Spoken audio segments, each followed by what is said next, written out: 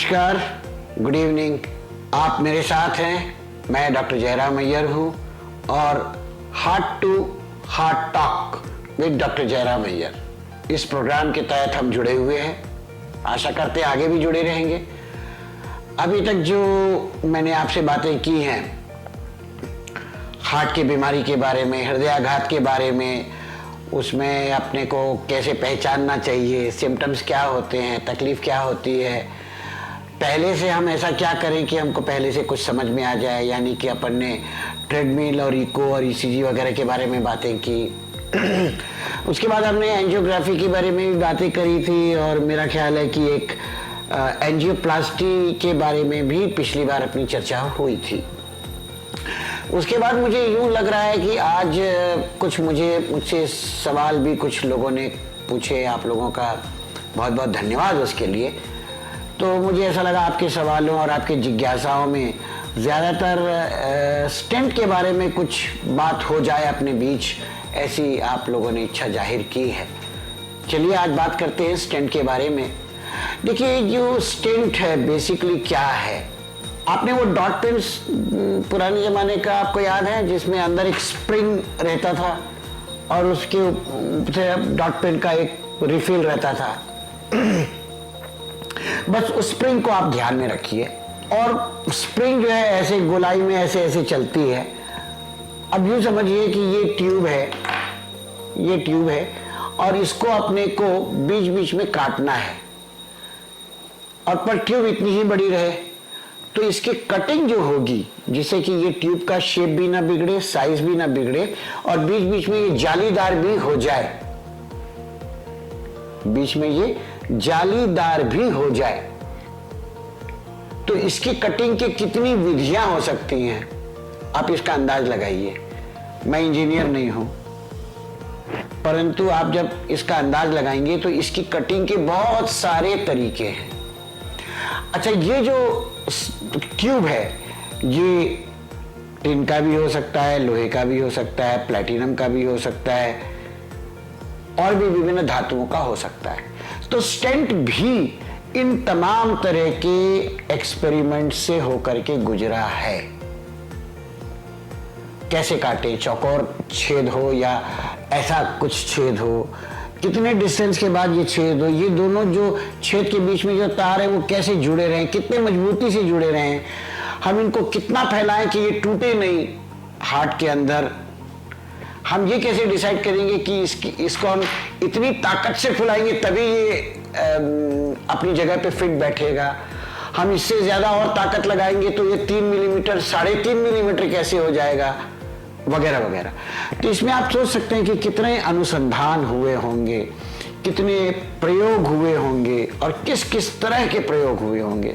तो स्टेंट इन सभी अनुसंधानों से गुजरा हुआ है और तब जा करके हम जहां पे स्टेनलेस स्टील प्लेटफॉर्म के स्टेंट से आज हम कोबाल्ट क्रोमियम प्लेटफॉर्म पे आए हैं। इनके पीछे एक लंबा लोगों की मेहनत है। बहुत सारी कंपनियों की जो स्टेंट के इनिशियल फेज में जब काम करती होंगी तो उनके R&D यानी कि रिसर्च एवं अनुसंधान जो उनका जो विभाग है, उन्होंने कितने वैज्ञानिकों को लगाया होगा, कितने इंजीनियर्स को लगाया होगा और कितने पैसे लगाए होंगे, इसका जरा अनुमान लगाइएगा आप। और आज हम उसी स्टेंट के में हम अंदर ड्रग रखा रहे, वहां पे मेडिसिन रखा रहे, उसके लिए भी एक पॉकेट बना हुआ है उस छोटे से स्टेंट में, 4 मिलीमीटर बाई 3 मिलीमीटर के ट्यूब में। आप अंदाज लगाइए। और वो जो मेडिसिन है रापामाइसिन और जो पैक्लिटेक्सेल और ये जो जिसको हम ड्रग इल्यूटिंग स्टेंट बोलते हैं, एवरोलिमस, सिरोलिमस, ये जो मेडिसिन है ये दोबारा स्टेंट में ब्लॉक ना होवे और वहाँ पे टिश्यू की ग्रोथ ना हो जाए, यानी ऊतक उन छेदों से झाँक करके फिर से वो नली को ब्लॉक ना कर ले। ऊतक टिश्यू की ग्रोथ ना होवे, इसके लिए वो मेडिसिन जो मैं आपको बता रहा हूँ, सिरोलिमस और एवरोलिमस और टैक्लीपेक्सेल, ये बेसिकली कैंसर के खिलाफ काम करने वाले ड्रग हैं, पर बहुत हल्के किस्म के ये टिश्यू अवरोधक हैं।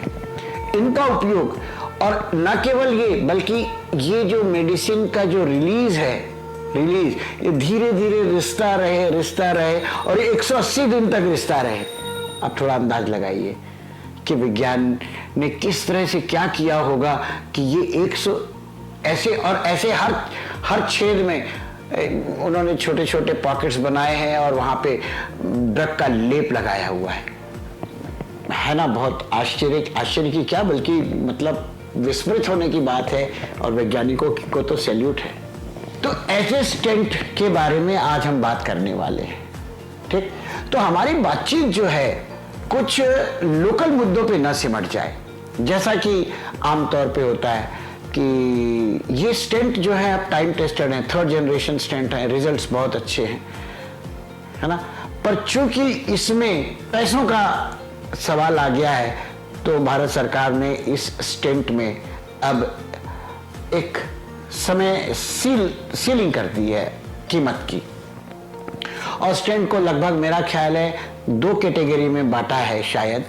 एक और वो कैटेगरी में कैसे बांटा है वो भारत सरकार के वैज्ञानिक या भारत सरकार के जो अधिकारी हैं वो जाने, वो मेरा विषय नहीं है सोचने का। परंतु मैं आप लोगों को ये बताना चाहता हूं कि जितने भी स्टेंट हैं उसमें जो हम हर देश की जो संस्थान होता है वो स्टेंट को अप्रूव करता है वहां पे उपयोग के लिए, प्रयोग के लिए नहीं, उपयोग के लिए। तो वैसे ही आप सब लोगों को विदित है कि एक USFDA एक नामक संस्था है जो US में स्टेंट को अप्रूवल देती है। वैसे यूरोपियन जो सारी कंट्रीज हैं, नीदरलैंड है, हॉलैंड है, जर्मनी है, उनके खुद के जो स्टेंट्स या इस तरह के प्रोडक्ट है, उनके देशों में उनको यूज़ करने की उनको मान्यता मिलती है। वैसे ही अपने अपने हर एक कंट्री के अपने रूल्स एंड रेगुलेशंस हैं और उस आधार पे काम करते हैं। ये बात सर्वमान्य है कि हम आज तक जो भी स्टेंट यूज करते आए हैं, आपसे क्या बात करूं, पर हम हमेशा यही देखते हैं कि ये स्टेंट USFDA अप्रूव्ड है क्या, और जहां हमको दिखता है कि हाँ ये USFDA अप्रूव्ड स्टेंट है, तो हमारा दिमाग एकदम से जाता है कि इस प्रोडक्ट ने, इस दवा ने, भाई वो पैरासीटामोल ही क्यों ना हो, इस दवा ने बहुत कठिन परीक्षा पास की है, तब जाकर के USFDA से अप्रूवल मिला है। ये चीज तमाम दवाओं के लिए लागू है, तमाम दवाओं के लिए लागू है, और ये चीज स्टेंट के लिए लागू है। बहुत सारी दवाएं किसी कंट्रीज में उपयोग में आती होंगी वहां पे, परंतु US में उसका उपयोग में बंधन है। तो कुल मिलाकर के हमारे यहाँ भी ऐसी ही रेगुलेटरी संस्था है। तो कुल मिला के हम एक चीज और सोचे कि स्टेंट के बारे में, तो स्टेंट के बारे में 3-4 कंपनियां थी जो स्टेंट बनाती थी। आपको यदि आपको और नॉलेज बढ़ाना है तो बोलूं कि एक एबॉट नाम की कंपनी है, एक मेट्रॉनिक नाम की कंपनी है, एक बॉस्टन एंड साइंटिफिक नाम की कंपनी है। पहले और भी कंपनियां थी, पहले एक बार्ड नाम की कंपनी थी, या USA ऐसी कोई नाम था, जो बहुत सारी इस तरह की इनोवेशन करके बनाती थी।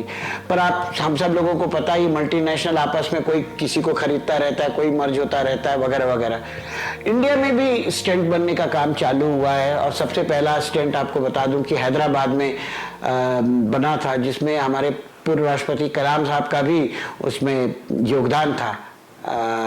उसके बाद इंडिया में भी काफ़ी, भारत में भी काफ़ी जगह स्टेंट बनते हैं, पर इंडिया में जो स्टेंट बनते हैं वो यूरोपियन कंट्रीज के यहाँ पे कुछ ना कुछ ट्रायल करके C फॉर्म अप्रूवल लेते हैं।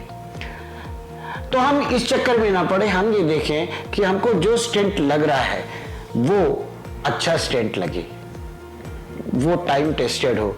जहाँ तक मेरा सवाल है, मेरा ऐसा मानना है, मैं गलत हो सकता हूं, मैं डिफरेंट स्कूल ऑफ थॉट को बिलोंग करता हूं शायद इस मामले में। तो ये जो डिफरेंट स्कूल ऑफ थॉट क्या चीज होती है, तो मुझे ऐसा लगता है कि भाई इतने सालों से हम जब भी बात करते हैं तो USFDA अप्रूव्ड स्टेंट की बात करते हैं, बड़े बड़े साइंटिफिक फोरम में, इंटरनेशनल फोरम में जाते हैं, सब जगह यही बात होती है। तो आज हम उस USFDA जो अप्रूव्ड स्टेंट है उसको अच्छा मानने में हमारे पेट में हिचक क्यों हो रही है? तो मेरे हिसाब से मैं जब भी कोई स्टेंट इस्तेमाल करता हूं तो USFDA अप्रूव्ड स्टेंट ही इस्तेमाल करता हूं। बाकी लोग दूसरे स्टेंट इस्तेमाल करते हैं, पर मैं इस मामले में बिल्कुल बहस में नहीं पड़ना चाहिए। आपको भी नहीं पड़ना चाहिए, मुझे भी नहीं पड़ना चाहिए, पर आपको इतनी जानकारी होनी चाहिए कि आप जो स्टेंट लगवा रहे हैं वो कौन सा लगा रहे हैं, इसकी जानकारी आपको होवे। चाहे वो जैसा भी स्टेंट हो, चाहे इंडियन स्टेंट हो, यूएसए एफडीए अप्रूव्ड स्टेंट हो, चाहे जो भी हो, पर आपको इसकी जानकारी होना चाहिए, आपने भी रखना चाहिए। बस इतनी सी ही बात है। पर सारे स्टेंट्स जो आज हम थर्ड जनरेशन स्टेंट्स यूज कर रहे हैं, बेहतरीन स्टेंट्स हैं, बेहतरीन रिजल्ट्स हैं, और इस बारे में निश्चिंत हो जाइए। आज हम एंजियोप्लास्टी के बारे में जब बात करते हैं तो लगभग वो बाईपास सर्जरी के समकक्ष खड़ा हुआ है। अपन जो बोलते हैं ना, हिंदी में कहा है कि अरे 19-20 का तो फर्क है। बस एंजियोप्लास्टी और बाईपास में अब सिर्फ 19-20 का फर्क रह गया है। कुछ मामलों में बाईपास 20 है, तो उन मामलों में हमको बाईपास कराना चाहिए, हमको भी सलाह देनी चाहिए। कुछ मामलों में एंजियोप्लास्टी 20 है भाई, तो हमको एंजियोप्लास्टी करनी चाहिए। उसमें भी हम लोगों का झगड़ा धीरे धीरे कम होता जा रहा है। एक जमाने में हम लोग काफी आपस में डिस्प्यूट होता था कि नहीं नहीं एंजियोप्लास्टी इज बेटर, नहीं नहीं come on bypass is better, so on and so for. अभी रिसेंटली मैंने CSI के रायपुर में समिट में हम दो लोगों को इसी विषय पे बहस करना था। तो आप सुन लोगों को आश्चर्य होगा, बहस करना है, और बहस क्यों करना है साइंटिफिक फोरम में, जिससे कि लोगों को इंफॉर्मेशन हम बांट सके। इसलिए नहीं कि हम वाकई में लड़ने के लिए उतरे हुए हैं, इसलिए कि हम इंफॉर्मेशन बांट सकें और आपको डॉक्टरों को अवगत करा सकें, उसके लिए वो बहस है। वो एक शब्द एक यूं कहा जाए तो वो मूसा कुश्ती है ना, वो एक तरह से मूसा कुश्ती। उस मूसा कुश्ती में मुझे बोलने को कहा गया था कि आप बाईपास के फेवर में बोलिए, और दूसरे हमारे एक कार्डियोलॉजिस्ट दोस्त हैं रायपुर के, उनको कहा गया था कि आप एंजियोप्लास्टी के पक्ष में बोलिए। हम दोनों ने खूब बहस की आपस में, एविडेंस दिखाए सब लोगों को, देखिए अब ये एविडेंस है, ये एविडेंस है। बट अंततोगत्वा हम लोगों के बीच में लड़ाई नहीं है। अंततोगत्वा आप हमारे लिए या मरीज हमारे लिए सर्वोपरि है। उस मरीज को क्या चाहिए, क्या होना चाहिए, मेडिकली हमने डिसाइड करना चाहिए, आपको गाइड करना चाहिए, सही अर्थों में गाइड करना चाहिए। आपने अपनी जिज्ञासा के सारे सवाल हमसे पूछने चाहिए, और हमसे भी आपकी जिज्ञासा को शांत करने के लिए निर्विकार भाव से वो जवाब हमसे भी निकलने चाहिए। उसके बाद हम दोनों ने फैसला करना चाहिए कि आपके लिए क्या अच्छा है, हम दोनों फैसला कर सकते हैं। तो ये फैसला अल्टीमेटली बाईपास अच्छा है या एंजियोप्लास्टी अच्छा है, इसमें कोई दम नहीं है। आपके लिए क्या अच्छा है उसमें दम है। स्टेंट लगवाना है, आपके लिए क्या अच्छा है उसमें दम है। तो दोस्तों आज इतना ही। दम तो बहुत है हम सब लोगों में, स्टेंट में भी दम है, बाईपास में भी दम है, एंजियोप्लास्टी में भी दम है, हम सब में भी दम है, और इसी दम खम के साथ हम लोगों को कोरोना को भी हराना है। मैं हर बार आपसे आखिरी में जाते समय, विदा लेते समय आपसे करबद्ध होकर के प्रार्थना करता हूं कि सोशल डिस्टेंसिंग रखिए, अपने आप को बचा के रखिए, कोरोना को निमंत्रण मत दीजिए। कोरोना बगैर निमंत्रण के आपके घर नहीं आएगा। बहुत ढीठ है वो, बहुत खुददार है वो। जब आप निमंत्रण देंगे तभी आपके घर आएगा वो, नहीं तो नहीं आएगा। मत दीजिए निमंत्रण। आप भी वैसे ही बने रहिए, और सोशल डिस्टेंसिंग, मास्क लगाना और हाथ धोना मत भूलिए।